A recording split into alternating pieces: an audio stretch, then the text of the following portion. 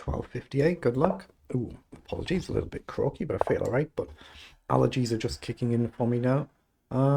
Let's play d4 this one. So it's more a d4 game than a reti. Our opponent has how many games? Nearly 4,000 games, very good. Let's play c4 and just bring the knight up behind the pawn. I could still do this, the normal structure that we aim for, but we could go more conventional, so you might want to play here. I think I'll just play knight up there, and if down immediately, we should be fine to take. Maybe we could go this way, but we probably just take. So he takes the pawn. So I think we play a4 here. We're just trying to deal with this pawn push. So now I'll go here and solidify and challenge this pawn. Try and get my bishop up. So we're probably going to do a more conventional d4 game rather than the reti structure that we normally go for. So we'll develop our bishop and get the pawn back. We'll take the piece back and we'll try and get castled. Opponent will probably do the same thing. Knight up and castle makes sense. So knight up is what he does. So we will castle. Now I'm going to look to see if I can push this pawn up. How do we make that happen? Oh, he's played knight in. So he's attacking our pawn. So are we getting him trapped? If we drop back and you take and we develop, you've got a nice route out, right? So that we're not there. Do we go bishop here to stop the castling and sack a pawn? Then say queen up, knight back, takes, everything trades off, he's fine. So I think I'll just play queen up then. I'll get the queen developed with a tempo attacking the knight, guard the pawn. Be really bold if he played f5. He'd probably be better off dropping back, but then I might get e4, e5 in, or bishop up to stop the castling. Bishop a3, it's one of them annoying moves that you can see in lots of games, and then he has to maneuver the knights around. I guess he can just simply drop back and castle, can't he? But yeah, so it's maybe not the most effective move here because he's got knight back. So if he drops back, I'll probably play a pawn up and then pawn up again, and try and get the bishop back somewhere, and on this diagonal if he's aiming to go bishop here. So if he wants to do this idea, then put the bishop where the knight is, but he has gone for this move. That's really bold. That's very, very bold. Okay. So this might actually be a good move now then. Knight back, we could always even trade and try and blast the center. Yeah, I'm going to play that now. I mean, he could maybe even step up. Knight back is a more common sense move, but he could just manually castle. He played knight up wide to attack our bishop.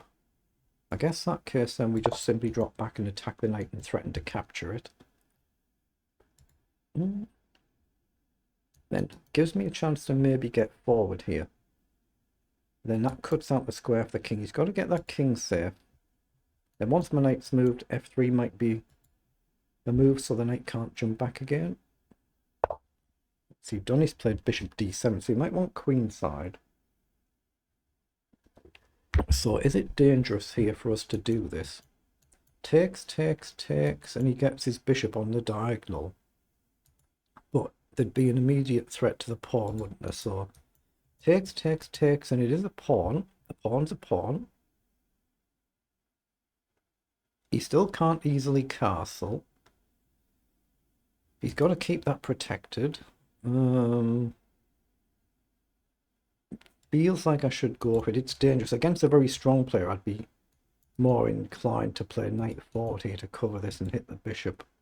But I might not get another chance to win the pawn, so I'm going to go for it. Yeah, someone of my own rating level, I'd be playing probably knight e5 there. It's dangerous to give up your light squared bishop when your opponent's got one, but now I can take this pawn. That's just checkmate, is it actually? The king can't avoid it, so it's just checkmate, yeah. We just stumbled into something there, a bit lucky.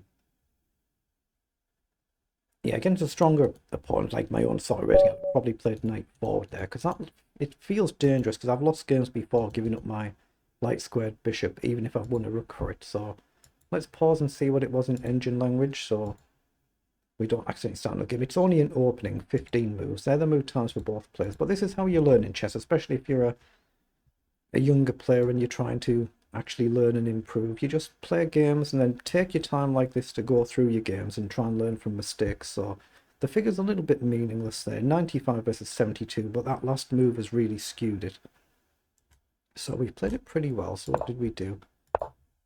So the opening, this one is the Zucator opening Queen's Gambit invitation. So if you click on that, it'll bring some puzzles to do. But it's more playing a d4 game rather than a reti game. Knight f3, d5, c4, that's the more common reti structure. So we're just trying to stop b5 there to build a nice chain. And we get our pawn back. This is basically alright for both of us. I know it says there it's a bit of a mistake, but at amateur level, it's not a critical position this early on. That's very bold though, pushing the pawn, but you can understand the logic behind it. We're trying to stop him castling. Then yeah, in this position, like I say, I'd be more inclined to play knight forward here against somebody of my own sort of rating. Let's see what the engine says. So provisionally the engine actually prefers neither. It prefers c4 or rook to b1. They're the two. You can do up to 5 lines in this. I just set it to 2. So let's turn that back off. But yeah, so the engine actually preferred them 2 moves. But we grabbed the pawn, and then it's just a 1 move mistake. So you see queen f6, and it's plus 3.1 for us. And then we should play c4. So queen f6, and we play c4. Then black should get castled, and we're plus 3 better. So just take a quick look at that.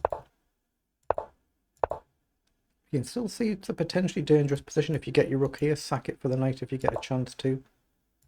Once you've done some manoeuvring, so we attack the knight, knight goes back. But it's not without danger, this. You just got to get your pieces onto good squares if you can. And then we need to play f3, so it's a little bit dangerous, but he's just made that 1 move mistake, and then here, it's just going to be checkmate there. So that's a little bit unlucky there.